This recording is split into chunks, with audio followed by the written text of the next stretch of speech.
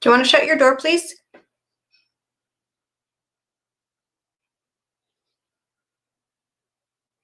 Hello, hello. Welcome, everybody, to another Tactical Tuesday.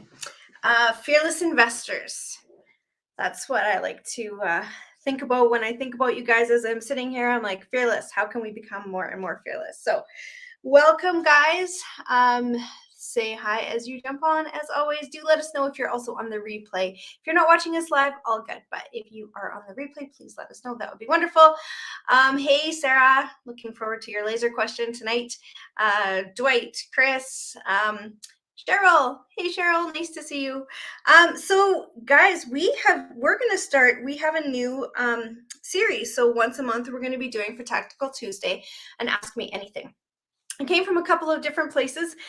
So, sometimes in Fearless, we have questions that, really it's tough to answer in a comment or in a post that sometimes just need that little bit more TLC. So if you're in our mentorship program, Ignited, you know how we do our lasers and we dig in real deep. But we thought we'd kind of find a little bit of a kind of halfway point between going that deep and just having it written in a post and doing an Ask Me Anything once a month. So, hey, Erin, nice to see you. Anthony, hello, Miss Joan. So what we're going to do is we'll take some of those tougher questions and we'll bring them into a format just like this, where we'll be just answering your questions in a Facebook Live once a month. So go ahead and save them up if you have them. Of course, Ignited's use laser instead because that's going to be way better. But for now, just everybody use, what you got. So we've got let me see, 4 main questions tonight that we're going to be covering, but also feel free to put your questions in the chat. And if we have availability, if we're able to answer them as we go, then we will have them roll. So there we go. Okay, so we are just starting out. Let me just put this in, sorry. I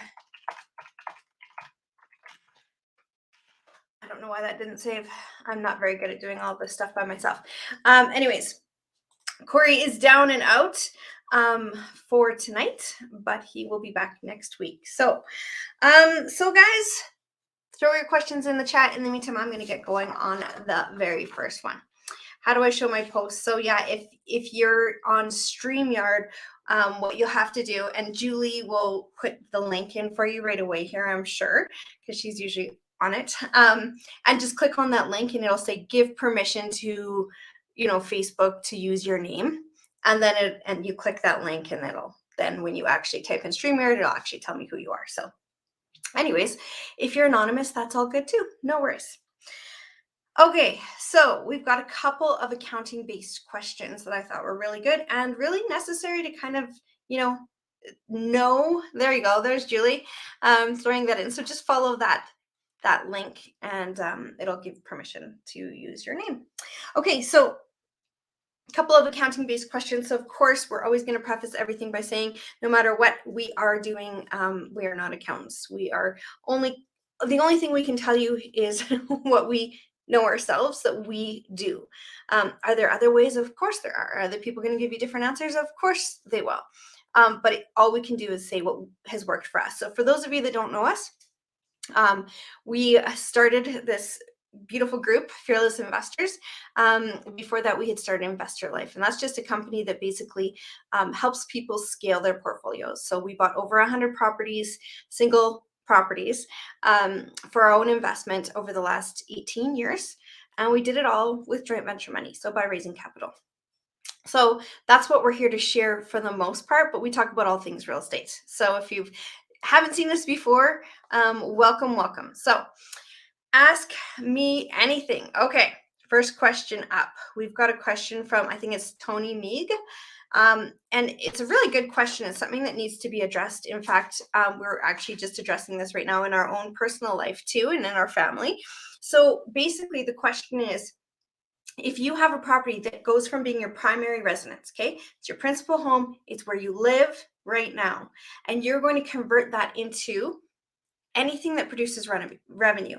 That can be, a long-term rental, a short-term rental, doesn't matter what it is. If you are now creating income from that property, there comes a point at which there is a change of use. Okay, so this is a CRA term. They make the rules, we follow them. Once we go from it being our personal residence, which we don't have to pay capital gains tax on. So if we're living in a house and it goes from being worth 100 grand to 700 grand, we don't have to pay capital gains on that $600,000 because it was our personal home that we lived in. However, if it was a revenue property and it went from 100 to 700, that 600,000 we would have to pay capital gains on, which means 300,000 of that, 50% of that, is taxable at our tax rate, whatever personal tax rate we are at. So if you say, oh, well, I lived in it for 2 years and then I rented it out for 4 years, but it was my principal residence, so I don't have to pay capital gains on it, you're not going to get away with that. Hopefully, you won't get caught. But the idea behind it is that you do have to change the use and you have to mark that as a date. So, Tony, your question is, does she need to claim the rental income on her income tax, even though she doesn't have any other home in Canada? Yes, there's expenses and stuff you can claim, but the idea is that, yeah, she does start to claim it as income when it becomes an income property. So that means that it's going to go as on her tax return. It also, though, means that there will be a change of use point. At some point, it's going to basically say, look, it became a rental property. It is no longer a personal property. You need to mark that date. And the best way to do that is by getting an appraisal. And that appraisal, or maybe some really good comps if you have a really good relationship with your realtor, but with a lot of backup that says, my house is worth $300,000 today. And if it's worth that 300,000 and it goes up to that 700, well, then, anything 3,000 and under is personal use. You're not going to pay the capital gains on it, but anything from 3 and up to that 7, you're going to have your capital gain on. So really important that you mark that as both a date and have thorough research and backup, either through appraisal or really good, strong, lots of comps from a realtor. So that is the answer. So Julie, when you get done tagging everyone else, if you don't mind just tagging Tony Meeg in here, that would be great. Sent you that ahead of time, so that'd be awesome. We have another, and actually I'll just mention one more thing.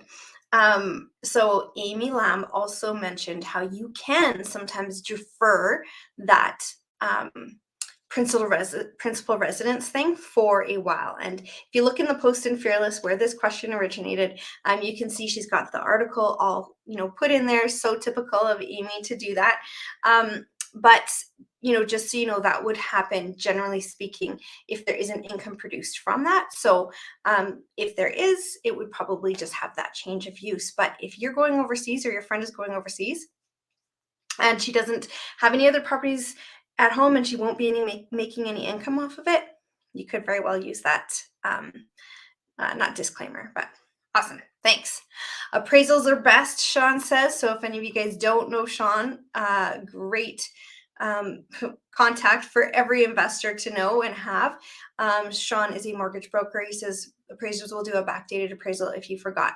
That's very good to know. I did not know that. So the whole idea is, you guys, is that you have to state basically at what point it became a rental property, and you might as well do it ahead because you're going to get asked for it. So awesome point too from Sam. If you guys don't know Sam, he does our every Thursday at 1 p.m. Eastern. He does mind your own properties. So when you're self-managing, what are some things that you need to know that only a guy like Sam, who has been managing a ton of properties for joint venture partners for a long time, can know. So All right. So welcome, guys. Hey. Question number 2. How do you declare and calculate a single family home and townhome or condo, their depreciation value? So again, this is definitely a question for your accountant, and it's your accountant that will do this anyways. If you are depreciating an asset and you have an asset that needs depreciation, you really are at a point where you shouldn't be doing your own taxes. So I'm not sure if you are, but that's my first, thought, is that certainly, if you are depreciating assets, you really do need at this point to have an accountant. And if you do have an accountant, they're going to do that calculation for you. So there's a couple different ways you can do it, where you can take the depreciation, as it comes. So for the first few years of you owning it, different tax benefits and not such benefits to it. Or you can take it all at the end. Again, there's benefits to both. So really what you have to do is talk to your accountant. And I know that's not a great answer because I know you want the nitty gritty of it. But the only way to know what's going to be best way for you, whether you're going to take it as the years go or you're just going to take it all in one shot, is really your personal tax situation, and whether it's in a corporation or not, and if you have partners on it or not, and all these kinds of things. So really, it's a question for your accountant. So, and for those of you that don't know what depreciation is basically, we know that our assets depreciate. They're not worth necessarily like our carpet is going to go. It's not getting any better in condition as the years go by. Our appliances don't get any better in condition as the years go by. So some of those things, some of those capital assets, we're able to depreciate on our tax returns, and we get a write-off for that. But again, there's implications to doing that one way or another. So certainly, Winter, this is from Winter Lexus. Winter, you do want to talk to an accountant about that, and they will do that for you. So yeah. All right. Yes, and it is only the property, or not the property, how do I say it? The house, not the land. You're not depreciating land. All right. Okay. Things that wear down. Exactly. I don't know what that comment is. So I'm just going to keep on moving. I think I must have missed something. Okay, so next question is, so those are, again, accounting questions. I will just say I'm not an accountant, of course, and all I can do is tell you what we have done in our portfolio. That's all that I can do in answering your questions. So anyone else, any of our Igniteds that have, different answers, or anybody that has different answers, feel free to throw it in the chat. This is a group learning, guys. It's best when we all learn from each other. So okay. Kristen Paul, really interesting question. Something that we've actually had quite a bit of discussion around in Ignited recently. So here's the question. Essentially, at the end of the day, you're asking, how might one vet an investor and or an investment?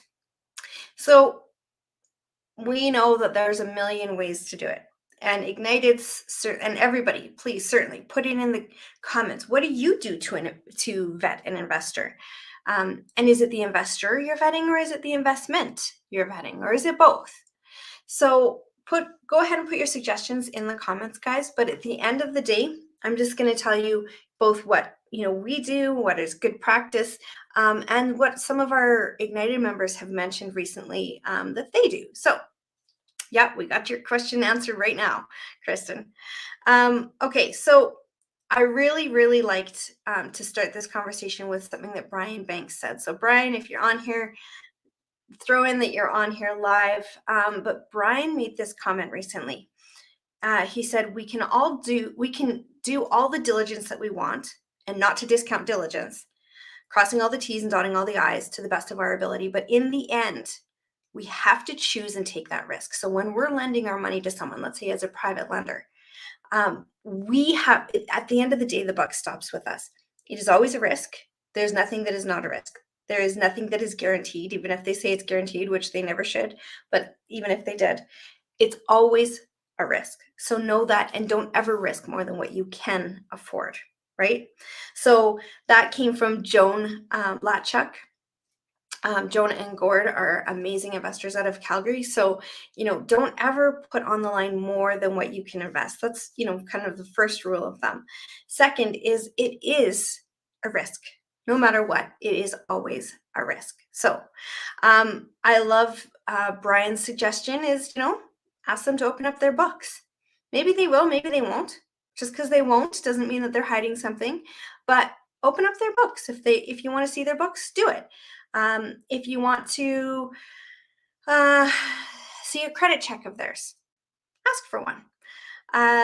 If you want to have dinner with them, see if you get along, see how you do. We always talk about, you're kind of dating. It's like dating. You have to get to know something. You have to, meet them, and then you have to get to know them a little bit on a personal level, and then you can start talking about a little bit deeper stuff. But really, at the end of the day, you have to know whether or not you're going to like this person if you're going to be dealing with them for the next how long. So getting to know them as an investor or as a person first, and then as an investor. Basically, Kristen, you have the right to ask for whatever you want, whatever makes you feel comfortable. I always want to see credit. That's just me personally. I always want to see credit. I know that if I'm giving them my money, they're probably going to treat it hopefully better, but at least as good as they treat their money. So I want to know how they treat their money. And so I always ask for a credit check. Again, personally, that's just me. So what about you guys? Know, like, and trust. Sarah, an Ignited member out of the GTA. She's, the epitome of trust and fun, but you have to know them, you have to like them, and you have to trust them. You can't trust someone if you don't know them. So take the time to get to know people. Is that a fail-safe? No, it's not a fail-safe. But does it help? Certainly it can. Okay, Natasha asked to speak. Oh, hang on. Just lost it for a second. They're asked to speak to their past investors. Exactly. Get referrals. Perfect. Look at their past projects. See how they've turned out. Not just at the end of that term, but in the long term. So Natasha right now has an amazing project going on in Muskoka.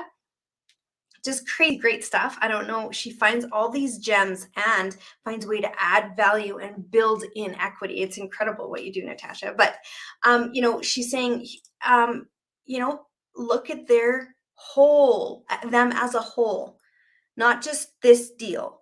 But what have they been doing? How long have they been around? What are they open to? What are they able to create? What is their past shown? And that's a great suggestion. So credit check. I'm always on for credit check. That's for sure. So Melanie, and we've had these conversations before, Melanie. So you need to make a friendship. You have to actually care. They have to care about you. They have to actually know who you are. You have to be friends. If you're not, and if that's not what you're creating, it's tougher to make it work in the long run. So Kristen, at the end of the day, that's what it is. So guys, if you have any suggestions, throw them in the chat. Even on the replay, people will be watching this, and it's great for everybody to know. It's great for them to hear about it, and it's just good to always know what everyone else is doing, right? So gives you ideas for yourself. One last point on this one, I'm just going to read. Good. Okay. All right. So if you have any questions, throw them in the chat, guys. Oh, there we go. Perfect. Okay, I got your question up right here. I'm going to actually hit it right now before I get to this. Perfect. Okay, so I want to purchase a second property, VTB, close to my son's university. Seller financing only. Okay. What's the best course of action to obtain this? Duplex or triplex is okay. Can't get bank mortgage. My house is paid. I'm thinking, okay. Okay, so I'm going to assume you don't yet have the seller that's willing to do a VTB. But even before we get to that, let's talk about something. Are you doing this? Are you looking for a VTB, full on 100% VTB as a first mortgage? Are you doing that because you can't get financing from a lender? And if so, I just want you to know that that's where partnerships come in awesome. You don't have to be able to get financing yourself. Okay.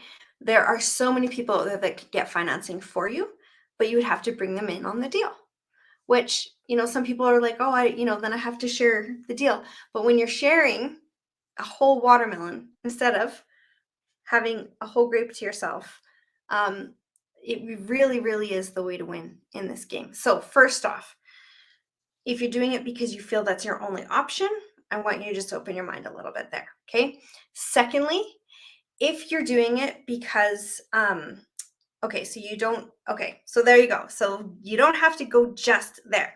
But let's say that you chose to and you want to go with a VTB. Love the fact that you're saying you want to be full VTB. You want a seller that's going to give you, and just for those of you that don't know, a vendor take back is where the seller of the property or the home that you're buying holds the financing for you. So they become your bank and you pay them an interest rate instead of going to the bank to get one. Most common is going to be where you talk to someone about a second mortgage. Okay, that's been traditional, is second mortgage. But in this way, you're saying, I'd like it to be the first mortgage. You want them to carry the whole lot. Perfect. And why is that perfect? Is because right now, VTBs or vendor take back mortgages are really tough to get lenders to agree to. So if you have, let's say you go to the bank to get the first, whatever, 50% of the financing, and then you want your lender to lend you the next 30%. The first mortgage holder or the bank has to be okay with there being another loan on that property. And most of them are not okay with that right now. Will that change? Absolutely. That will change. It always changes. Okay. The tides will swing in the financing right now. They're super tight. So the best plan right now for a VTB is to have it be first mortgage financing, and you don't need to get permission from anyone to do that. However, some of the tougher parts to it is that you're probably going to have to go outdoor knocking, or some, a flyer campaign, or get, if it's near your boys' university, get them go door knocking, and find a seller that you can deal with one-on-one. And the question that you're going to ask your seller right away is, you're going to try and get to know them a little bit, and you're going to try to find what their problem is, and you're going to fix it. They're selling their house because there's a problem. Maybe they just want to downsize. Maybe they're strapped a little bit financially. Maybe they want to go live in an RV. Who knows? But find out why they're selling. As soon as you get their motivation, that's when you can actually put through a true offer for them. So you're going to find out why they're selling, and then you're going to fix their problem. And a lot of times, let's say that they're downsizing. A good question to ask, and for everyone who's wanting to do VTBs, a good question to ask is, so if you know that they don't need all the money up front, let's say they're going to go live in they're downsizing, they're going to go live in something smaller, they're going to end up with cash on the side after this sale, you can say to them, so do you have, any interest in keeping an interest in the property and continuing to make money on the market? You could also say, so would you have any interest in keeping a little bit of an interest in the property? You can stay part owner. I'll do all of the work, but that way you don't lose on what the market's doing. It's very conversational. You're not going to say, I could do a vendor take back mortgage and we could do that. You're not going to do that. You're just going to go in really like, hey, I feel like you're going to end up with some extra cash. Would you like to earn some interest on that cash? Because if you stayed on as an owner, I would pay you interest on that cash. And all you do is find out if there's some sort of, most are going to say, maybe. Most are not going to say no right away unless they really need the money. But that's your first question. You're going to find out, why are they selling? Is there a little bit of money in there extra? And do they want to continue to earn money on that money rather than be right out of that market? Okay, so I'm going to leave it there. But that's the best way to start it, is to find a motivated vendor who is okay to leave a little bit of interest in the property, and then just phrase it not for what you need, but what they need. You can continue to benefit from the market going up, or you can make interest. Like, do you have plans for that extra money? If you don't, You could keep some of it in the property and I'd pay you interest on it. You would have a lien on the property and then leave it. Again, it's really simple. You're not going to talk about any big terms. You're just going to get a feel for if they are okay, even remotely interested. Okay. Let me see here. I've got a couple more questions I see. Yay. Let me see. Okay, Grant always has some great advice. So if you guys don't know Grant and Korean, you got to get on there. So lots of advice. Listen to this advice for going back to our last question there. Okay, make it a win-win. You bet. Yeah, and Grant, good point. If you are talking to them about a VTB, that is a way for them to defer capital gains. So if they are going to be paying money, taxes on what they gained, so if it's not their principal residence, then they are able to defer some of that to later years. So you can just kind of drop these little questions and see if they come back with some sort of interest. And if they do, you can then pursue asking them more questions, get more insight, and be able to prepare an offer that they'd be interested in. So you're welcome. Okay, so let me see here. Did see another question here.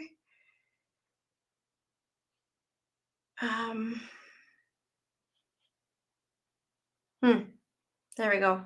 Okay, Sarah, if you do a JV with one partner who qualifies and someone who provides the down payment, is the cash flow split 33%? Okay, good question, Sarah.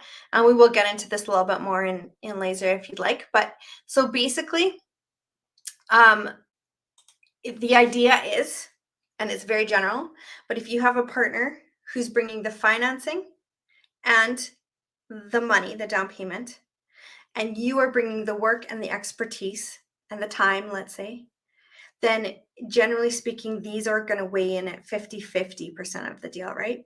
So let's say you take one thing out and we say, okay, this guy's only bringing the down payment now, and someone else is going to be bringing the financing.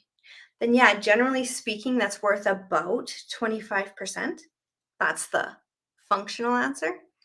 The answer in the real world is what is everyone okay with and what's going to get the deal done. So at the end of the day, if you have to give up a little more equity, or if the person financing doesn't mind giving up more, but the person who's putting the down payment is kind of like, oh, I don't know if I want to do this for 25%, it's just not worth it for me, then yeah, 33% can be a good split there for sure. And it just all comes down to your partners. And like we just talked about, what do they need? And how can you fix any problems that they have? So we can break it down a little more in laser coming up here if you would like. But good question. Yeah, lots of good suggestions, guys. If you haven't gone through the comments after, so on YouTube, you're probably not seeing the comments on Facebook. So if you want to join our group, you're down as Hardwood Floor Refinishing 101, and I know you from YouTube. Yeah, if you want to join our Facebook group, it is Fearless Real Estate Investors, and it's on Facebook. And then you can see everyone else's comments, like Natasha's, like Lee's. There's so much information that everyone is always willing to share. So yeah, just awesome. Yeah, agreement for sale is another good option when a VTB doesn't work. So lots of, yeah, just so many options. Pretty cool. Okay. Any advice on structuring a deal where investor is a US citizen? Non-resident speculation tax and thoughts. Okay. So we have had a couple of investors that are not Canadian residents, and it does completely change the situation. So the first thing you want to think about is whether or not you want them to become a partner. In other words, an owner in the deal, where they're, on title and or have a beneficiary interest. If you do, there's a whole tax implication, not only in Canada, but in the US, which is more important for us. And I'll talk about that in a second. Really, the best way to structure it that we've found is to have them come on as a lender. So they're going to lend to you. They're going to make a defined interest rate back to them, and they're not going to be party to the property. Hopefully that makes sense. So they will not be a partner. They will not be on title, that sort of thing. So first question is definitely to ask yourself if you're okay with that. So hang on. I should probably have put that up. No, I didn't. Okay. So really, that's your first question. Second one is, can you just bring them on as a lender instead? And so you would just borrow money from them, pay them their interest rate.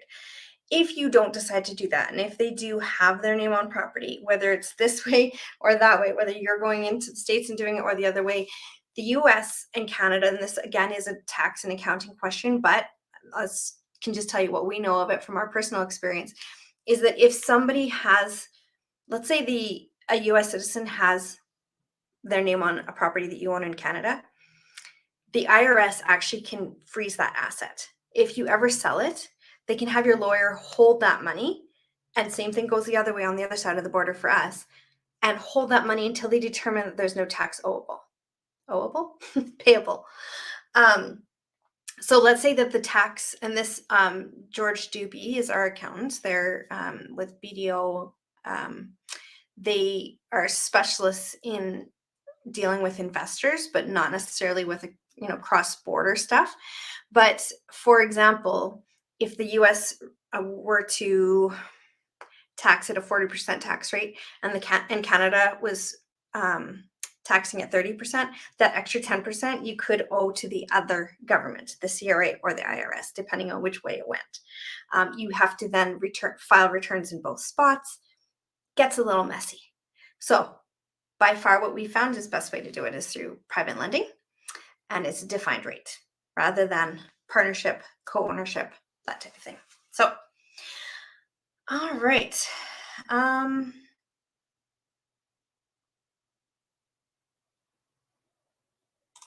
Okay, I'm just gonna grab onto Aaron's question. Okay, Aaron, if you have a seller willing to provide 100% VTB, would you pay them interest payments only or principal and interest payments?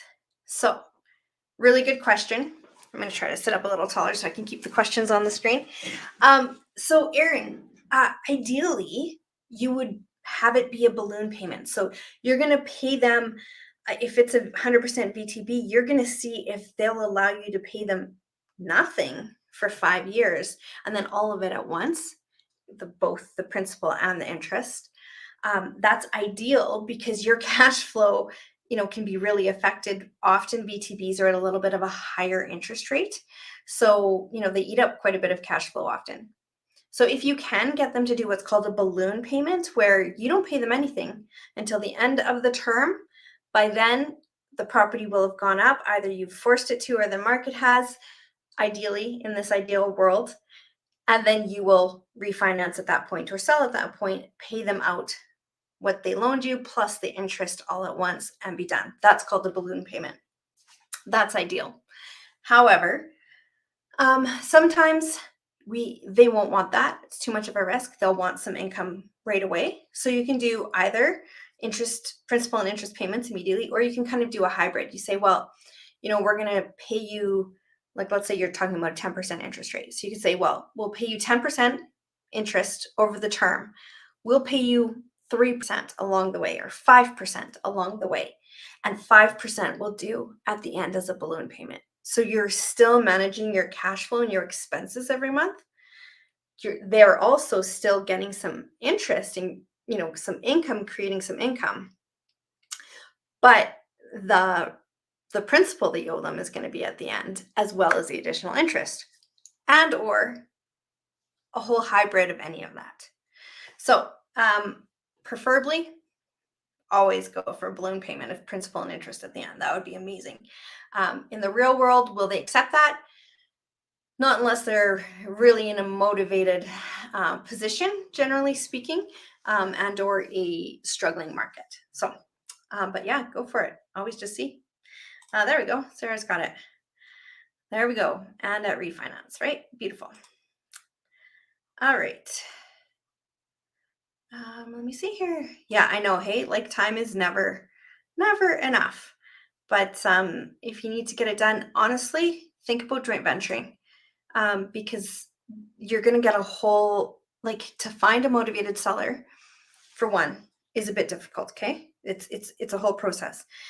To then find that motivated seller who's open to a VTB, again, another process, and now that's open to a full VTB, not getting any of their cash or very little of their cash initially. Again, it's going to be tough to find. And so if you're on a time crunch for this, I would suggest it's way easier to find a joint venture partner, especially if your sons are going to be moving into the place. You can put down 5% because they're moving in. So it is a principal residence. So for any investor, if I want to buy a property right now, I have to put down 20%. That's by law. But if I'm moving into it or one of the owners is moving into it, I only have to put down 5%. So your boys move into the property, you find an investor, so that means a 5% down payment. You find an investor to put that down payment on, qualify on the mortgage, and you figure out cash flow. Are they going to manage it? How much are they going to pay? What kind of cash flow can you provide for your investor? Way easier, like super easy to find someone who has 5% down when there's going to be someone moving in. So that's what I would suggest, especially if you're on a timeline. All right. I know, Sarah. I actually do too. Or when I'm writing, yeah, I always have to write notes, and I don't even have to read them again. But I definitely I definitely retain more when I'm writing. Okay. So, perfect. I'll be doing that with my kids here in Montreal, buying a sixplex for them to live in and put down 10%. Perfect. So, when else can you put down 10% on a sixplex? You can't. But if your kids are living in it, you certainly can. So it becomes a huge, huge benefit. Oh, Adele, of course you are. Adele, so brilliant, right? And if you guys don't know Adele, well, Facebook just is crazy with StreamYard. But Adele Dig is her Facebook name, and she's a beautiful heart, hardworking investor, and has so much to share. Mwah, right back. Okay, so we have one more question here. Again, if you have any questions, go ahead and put it in the chat and we'll get to them. And if not, we have one more question here that we're going to hit, and then we'll bid you adieu. Adieu or goodbye? Okay, so this is Michael Altair. Okay, my hair is being funny today. So Michael Altair, this is a question on Airbnb, which again is a subject we've been talking about in Ignited recently. So I thought, man, this is just perfect for tonight's Ask Me Anything, which again, we're going to be doing every single month. It's a new series that we're going to be doing here in Fearless. So you can save your questions for that, put them in ahead of time when you see the post announcing that it is Ask Me Anything, and we'll hit up as many as we can. Okay, so interesting comment. So you're looking at buying this property. There is one unit that is leased, and you're considering Airbnb for the second unit. Your question is, can anyone suggest a local mentor to assist in this? But let me just tell you, Michael, you don't need a mentor, and not at this point anyways. And certainly there's a few things that you can just do on your own that's going to kind of give you a heads up to whether or not this is even the best feasible option for you. So the first thing I recommend doing is going to airdna, okay, .com, I'm pretty sure, airdna. And what that is, it's an analytics website. What they do is they collect data from thousands of Airbnbs around the world, and they are able to collect that data and tell you unbiased, in your area, what would a 1-bedroom or a 2-bedroom or whatever it is, you're going to look, as specific as you can. What is it renting for nightly? And what is the general vacancy rate of the area that you can count on? So there is a paid version of AirDNA, And if you're in the Airbnb business, for sure it's worth it. But these are some of the free functions, okay? You're going to find out what is your vacancy rate and what is the average nightly rate for a property similar to yours in an area, in your area. Right there, that's going to give you enough information to really analyze whether or not those numbers work. Okay, so take a look at that first and foremost. Remember that most Airbnbs are not for season, depending on where you are. Sometimes they are. Mine is because mine is in, like, I have one in the West End in Edmonton, and it's for season. We're not a summer attraction or a winter attraction city in any, but our one in BC, it always was, pretty much 2 season, summer and winter. You always want to look for 3 season plus with Airbnb. And if not, really count in those numbers. If you have a 50% vacancy, but you're making whatever, $1,000 a night, great, maybe it works. But if you're making $100 a night and you have 50% vacancy, that certainly changes the numbers. So awesome. Thanks, Jules. AirDNA.co. Thank you. Perfect. Okay.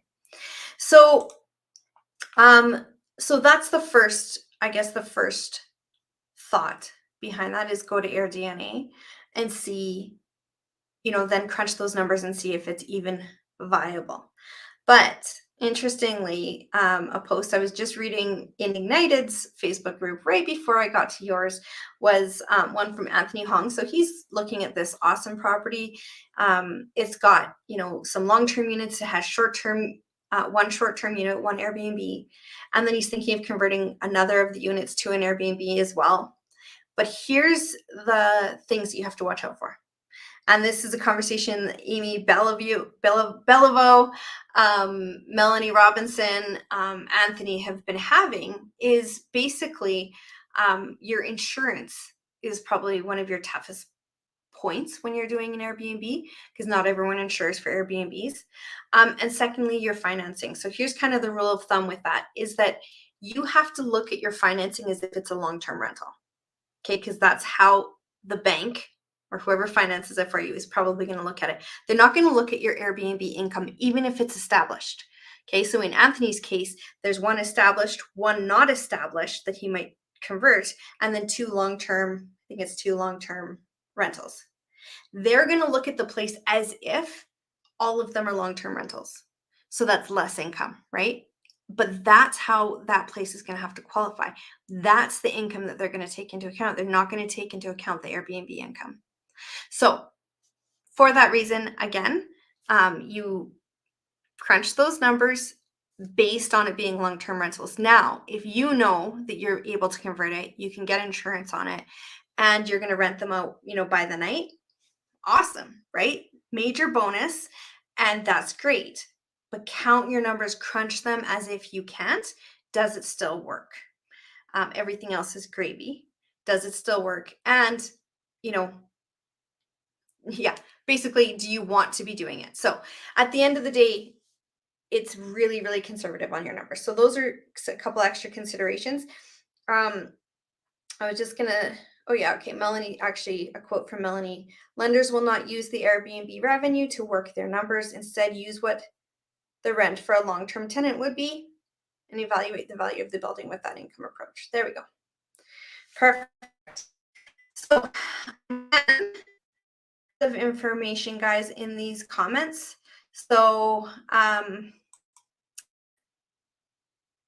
if you're not in our group and you're joining us from YouTube, do jump into Fearless Investors, because you get to see all this. Oh, thank you. All this extra information. So, all right. So there's Amy. Amy was talking about certain insurance companies being better than other insurance companies too. So, and Amy's got a private land available right now in Edmonton. She's a flipper and does beautiful stuff. So even then, it's their market rent, which is often inaccurate. So a good point, Amy. So let's say I say that I can get, and I know this because I have a property down the street, or I've been running properties in Edmonton for 18 years or whatever. I know I can get, let's say, $2,100 for that place. But the bank is going to say, oh, market rent is 1,800.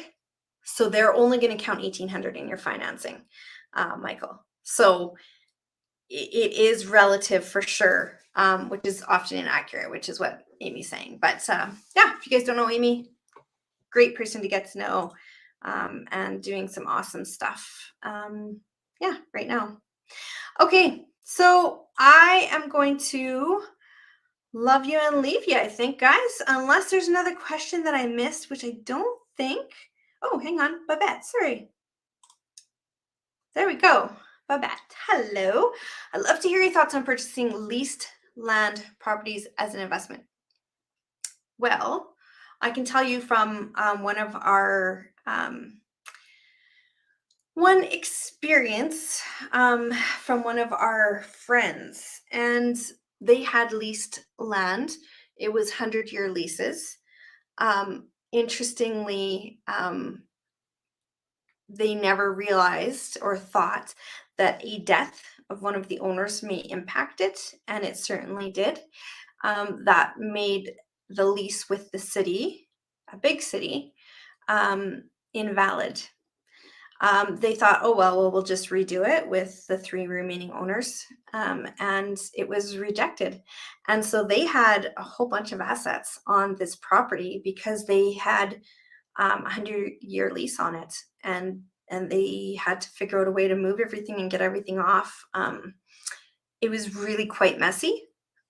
So that is like, how you always have to tell the worst stories. You never hear about all the good ones. That's a bad one, right? Obviously, that's a bad one. But there are some good opportunities. Of course, your paperwork has to be tight. They thought their paperwork was tight. They did go through lawyers. They did do everything that they were supposed to, due diligence-wise. It's just, yeah, got missed or whatever. So it's a little riskier. Can you move that asset, sooner? I would say those assets need to pay themselves off a whole lot faster than other general investments when you own the land. If you are leasing the land, really what we as investors go into investing for is for that land value appreciation. Generally speaking, our assets are interchangeable. We can take the asset off and create an apartment building from a little house, or we can, take a little house and make it into 2 suites, or we can make it just pretty and build value that way. But we have assets and they're great and whatever, but really what we're investing in is the land. It's land that they're not making any more of, right? So the saying goes. So, can you do it? Absolutely. Is it more risky? Absolutely. And then there are a whole bunch of other factors that are beyond your control that make it tough. And for me, a little bit of a control freak, perhaps, but certainly I like to have more control. And I also like to have a piece of the pie that's really appreciating, not depreciating. Generally speaking, unless we push stuff, right? Like I was talking about, it's depreciating. And that's the part you would own. And the part that's appreciating, you wouldn't. So those are my thoughts. Not saying I'm right or wrong again, but those are definitely my thoughts. So that I will leave there. Hopefully that answered your question, for sure. All right, let me see. Yeah, the 3-season Airbnb, huge. I wish I'd known that when we bought our 2-season. Just not too far away is a 3-season that we could have bought instead. But anyways, totally fine. But yeah, 3 seasons for Airbnbs. All right. Okay. Oh my goodness. People who own the cabins on leased land burn them down just to avoid handing them over. Yeah, crazy. Okay. Natasha has a question for the group. If there's recommendations for a good broker in BC, insurance broker, I take it. Okay, maybe he's not a question. I'm not sure. Anyways, I'm going to leave that up there. You guys can read it and get a hold of Natasha should you need anything. All right. Oh, 4-season in Blue Mountain. I wouldn't have thought that was 4-season, but that's awesome. Okay, so guys, that is that. So if there's no more questions, I'm going to love you and leave you. I will see our igniters over in laser. We've got a couple of really great questions for tonight that I'm just loving digging into. So yeah, we will see you over there. And guys, hopefully you liked our new segment of Ask Me Anything. This again is going to be once a month. So welcome, welcome. And we shall see you. Aw, thanks, Danielle. We'll see you guys. Okay, cheers, everyone. Have a great week, and we'll see you next Tuesday, 7 p.m. Eastern for another Tactical Tuesday.